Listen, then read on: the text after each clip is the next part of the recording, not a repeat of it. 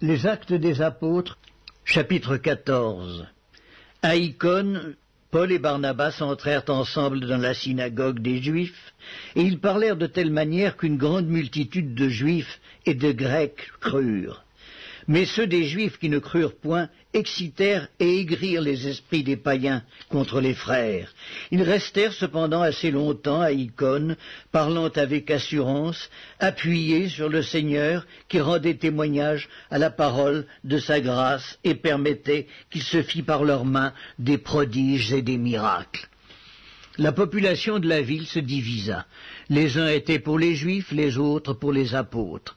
Et comme les païens et les Juifs, de concert avec leurs chefs, se mettaient en mouvement pour les outrager et les lapider, Paul et Barnabas, en ayant eu connaissance, se réfugièrent dans les villes de la Lycaonie, à Lystre et à Derbe, et dans la contrée d'alentour. Et ils y annoncèrent la bonne nouvelle. À Lystre se tenait assis un homme impotent des pieds, boiteux de naissance, et qui n'avait jamais marché. Il écoutait parler Paul. Et Paul, fixant les regards sur lui et voyant qu'il avait la foi pour être guéri, dit d'une voix forte, « Lève-toi droit sur tes pieds !» Et il se leva d'un bond et marcha. À la vue de ce que Paul avait fait, la foule éleva la voix et dit en langue lycaonienne, « Les dieux, sous une forme humaine, sont descendus vers nous. » Ils appelaient Barnabas Jupiter et Paul Mercure, parce que c'était lui qui portait la parole. Le prêtre de Jupiter, dont le temple était à l'entrée de la ville, amena des taureaux avec des bandelettes vers les portes et voulait de même que la foule offrir un sacrifice.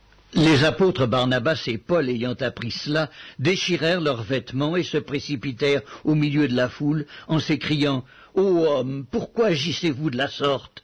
Nous aussi nous sommes des hommes de la même nature que vous. » Et vous apportant une bonne nouvelle, nous vous exhortons à renoncer à ces choses vaines pour vous tourner vers le Dieu vivant qui a fait le ciel, la terre, la mer et tout ce qui s'y trouve. Ce Dieu, dans les âges passés, a laissé toutes les nations suivre leur propre voie, quoiqu'il n'ait cessé de rendre témoignage de ce qu'il est, en faisant du bien, en vous dispensant du ciel les pluies et les saisons fertiles, en vous donnant la nourriture avec abondance et en remplissant vos cœurs de joie. À peine purent-ils par ces paroles empêcher la foule de leur offrir un sacrifice.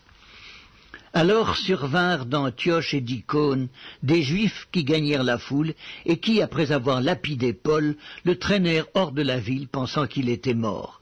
Mais les disciples l'ayant entouré, il se leva et entra dans la ville.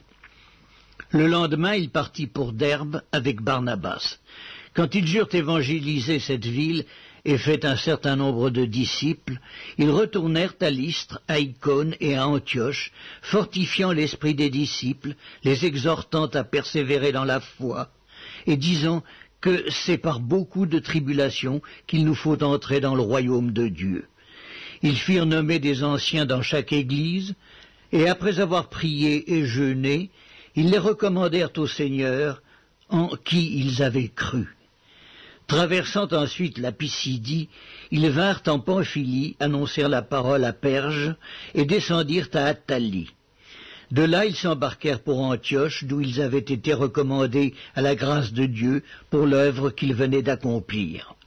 Après leur arrivée, ils convoquèrent l'Église et ils racontèrent tout ce que Dieu avait fait avec eux et comment ils avaient ouvert aux nations les portes de la foi.